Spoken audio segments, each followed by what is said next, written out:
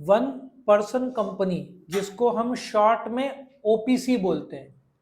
और आश्चर्य की बात यह है कि कंपनीज एक्ट 2013 से पहले ओपीसी का कंसेप्ट इंडिया में था ही नहीं। ये इंट्रोड्यूस किया गया कंपनीज एक्ट 2013 में। अब ये इंट्रोडक्शन क्यों किया गया, लेट अस अंडरस्टैंड।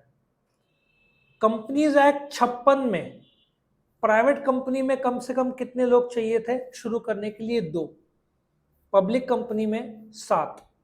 मतलब कंपनीज एक्ट 56 में एक आदमी को कंपनी शुरू करना है तो वो अलाउड ही नहीं था, क्योंकि कायदा ही नहीं था। आया समझ में?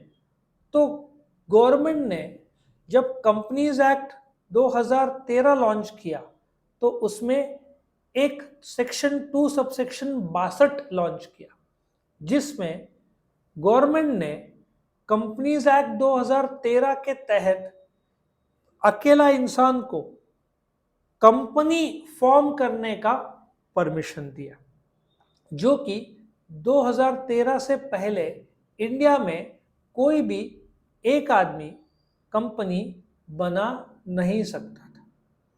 ये क्यों लाया गया, लेट अस अंडरस्टैंड। आप सोल ट्रेडर हो, सोल प्रोप्राइटर हो, आपका धंधा अच्छा चल रहा है, लेकिन सोल ट्रेडर का एक प्रॉब्लम है। सोल ट्रेडर, सोल प्रोप्राइटर, आपका लायबिलिटी क्या है? अनलिमिटेड है। धंधे को लॉस हो गया तो पैसा कहाँ से लाना पड़ेगा? धंधे का संपत्ति बेच के। कम पड़ा तो कहाँ से लाना पड़ेगा? घर से।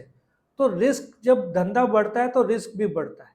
कंपनी में यदि आपने 10 लाख रुपए शेयर्स के डाले, कंपनी को लॉस हो गया, संपत्ति बेच के कर्जा चुकता कर दिया, फिर भी कम पड़ रहा है, तो आपका घर से लाने की जरूरत नहीं है, क्योंकि यदि लिमिटेड लायबिलिटी कंपनी है तो आप सेफ हो। आया समझ में? आप सेफ हो। सो सेक्शन 2 सबसेक्शन 62 ने ये क्यों लाया गया? प्राइवेट कंपनी और पब्लिक लिमिटेड भी प्रकार है, बट उसके कायदे बहुत स्ट्रिक्ट है। पब्लिक लिमिटेड कंपनी के कायदे और भी ज्यादा सख्त है। वन पर्सन कंपनी के लिए थोड़े कायदे स्ट्रिक्टनेस कम किया है गवर्नमेंट ने, बट तुम कंपनी का दर्जा मिलेगा। सो ओपीसी एक ऐसा टाइप का कंपनी है जिसमें एक ही शेयर होल्डर है, एक ही मालिक है। हाँ, वो फीचर्स के तौर पर वो प्राइवेट कंपनी है, वो शेयर बाजार में नहीं डाल सकता, लेकिन कंपनी में जो स्ट्रिक्टनेस है उतना नहीं मिलेगा। तो आप कंपनी भी फॉर्म करो, आप अकेले मालिक हो, आप अकेले शेयर होल्डर हो, और आप प्राइवेट लिमिटेड हो। और ये उसके लिए जो अकेला आदमी, जैसे कोई सिंगर हो या सिंगल लेवल पे आप काम करते हो, जहां पे आप पार्टनर नहीं बना रहे हो, अकेले ही धंधा इतने सालों से अपने, जैसे रिपेयर का एक आदमी है, कंप्यूटर रिपेयर, वो अकेला कर रहा है, तो वो नहीं चाहता कोई दूसरा है, क्योंकि शेयर करना पड़ेगा, तो ओपीसी उसके लिए अच्छा। कितना मेंबर है? 1 मेंबर है, नॉमिनी। अभी उसको नॉमिनी मेंशन करना पड़ेगा कि in case of death, nominee married रहेगा तो उसके वाइफ रहेगी, नहीं तो माता पिता में कोई एक नॉमिनी डालना पड़ेगा, क्योंकि इन केस ऑफ डेथ जो प्रॉफिट होगा किसको बांटा जाएगा वो उसको बताना पड़ेगा। नो परपेचुअल सक्सेशन, डेथ हुआ तो एक प्रकार से कंपनी सोल ट्रेडर की तरह खत्म हो जाएगी ना, फिर उसका nominee can become the member, लेकिन उसका लाइफ टाइम ऐसा नहीं कि चालू रहेगा, क्योंकि अकेला जो है मालिक है। अच्छा, तुम ज्यादा डायरेक्टर भी रखो, मालिक एक है, मैंने कंपनी 10 लाख से शुरू की है, बट चलाने के लिए जरूरी नहीं कि मैं खुद चलाऊं, मैं किसी और को अपॉइंट कर सकता हूँ डायरेक्टर। हो सकता है एक डायरेक्टर हो, प्राइवेट में कम से कम 2 लगता है, पब्लिक में 3 लगता है, तो इसमें एक डायरेक्टर से काम चल जाएगा, पर मैक्सिमम 15 तक हो सकते हैं, उससे ज्यादा नहीं इसका। अच्छा, पेडअप कैपिटल का लिमिट नहीं है। प्राइवेट कंपनी आपको शुरू करना है तो पेडअप कैपिटल कितना लगता है? शेयर कैपिटल कितना लगता है, कोई बताएगा? 1 लाख रुपया। पब्लिक लिमिटेड कंपनी के लिए शेयर कैपिटल कितना लगता है? 5 लाख। तो यहाँ पे ना पेडअप कैपिटल का प्रॉब्लम, डायरेक्टर भी एक चलता है, मेंबर भी एक चलता है, कितना अच्छे बेनिफिट दिए, प्लस प्रिविलेजेस है, मीटिंग्स के कायदे, डायरेक्टर्स के कायदे, शेयर्स के कायदे जो काफी सख्त है, वो यहाँ पे लागू नहीं होते। सो कंपनी है बट कायदे कम स्ट्रिक्ट है, तो आपके लिए अच्छा है, खर्चा भी कम है आपका।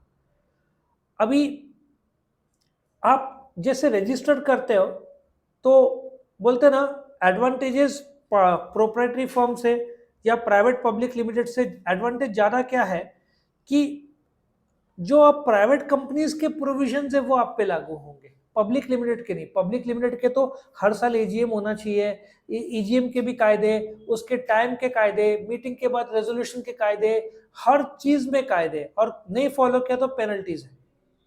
तो ये उस पर लागू नहीं होता।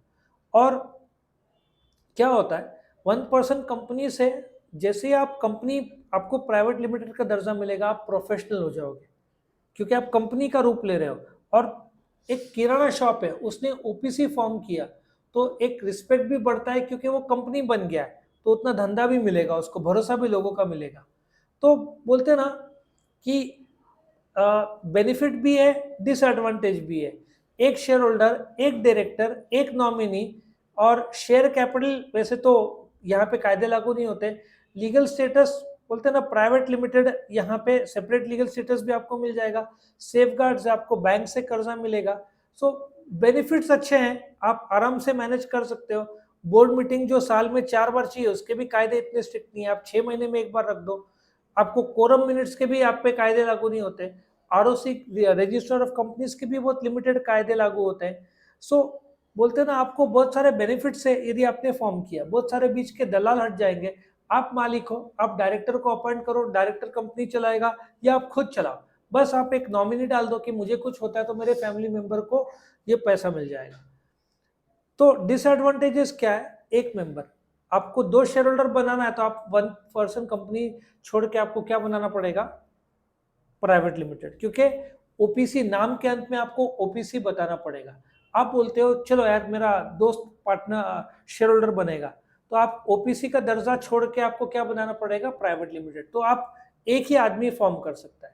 छोटे बिजनेस के लिए अच्छा है, आपका धंधा बड़ा होगा, लोग बढ़ेंगे तो ओपीसी फिर कुछ काम करे। कुछ हजार और लाख का टर्नओवर ठीक है, करोड़ों के टर्नओवर में फिर प्राइवेट लिमिटेड या पब्लिक लिमिटेड बनाओ। Tax liability income tax act 61 में 30% रहता है ये कंपनी रहा तो। अच्छा सोल ट्रेडर रहा तो पहले 2.5 लाख तक माफ है, ओपीसी को 1 रुपया भी माफ नहीं है। तो डिसएडवांटेज भी है, परपेचुअल सक्सेशन में नहीं मिलता, यदि ओनर की डेथ हुई तो कंपनी बंद हो गया क्योंकि अकेला आदमी है। हाँ जो नॉमिनी है उसने कंटिन्यू रखा तो बात अलग है, लेकिन परपेचुअल सक्सेशन मिलना नहीं है। और एक किराना शॉप है, वो म्युनिसिपल टैक्स रजिस्ट्रेशन से काम हो गया, बट द मोमेंट वो ओपीसी फॉर्म करता है तो उसको डॉक्यूमेंटेशन सबकी जरूरत पड़ेगी, लॉयर, चार्टर्ड अकाउंटेंट, खर्चा रजिस्ट्रेशन का बढ़ जाएगा, ठीक है, सस्ता नहीं पड़ता। फिर प्राइवेट और पब्लिक लिमिटेड के कायदे लागू नहीं होते पूरे, थोड़े, लेकिन वो थोड़े के लिए भी खुद से नहीं कर पाएगा। अभी आप पासपोर्ट के लिए बहुत सारे लोग खुद नहीं निकालते पासपोर्ट, किसी और को निकालने को देते हैं, ठीक है।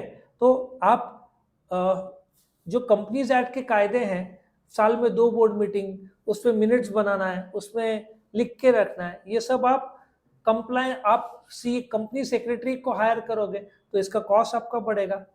ओनरशिप और control, this is one of the characteristics. और एक आदमी एक ही वन ओपीसी कर पाएगा, उससे ज्यादा नहीं। एनआरआई ओपीसी नहीं खोल सकते, ठीक है। 1% कंपनी, ओपीसी उसका शॉर्ट फॉर्म है, जैसे पब्लिक लिमिटेड कंपनी पीएलसी, लेकिन हम लोग पीएलसी नहीं बोलते, हम लोग पब्लिक लिमिटेड बोलते हैं, या आम जनता में पब्लिक कंपनी बोला जाएगा। सो ओपीसी 1% कंपनी तो मैं सुनूंगा ही नहीं, या तुम भी सुनोगे नहीं मार्केट में, उसको शॉर्ट में क्या बोलते हैं, हमेशा ओपीसी ही वर्ड यूज होता है, ठीक है। 1% कंपनी ये फुल फॉर्म है, but it will always be OPC. So simple सी भाषा में, सोल ट्रेडर जब बहुत बड़ा हो जाता है तो ही कैन फॉर्म है ओपीसी। तो यहाँ पे ओपीसी का लेक्चर खत्म होता है।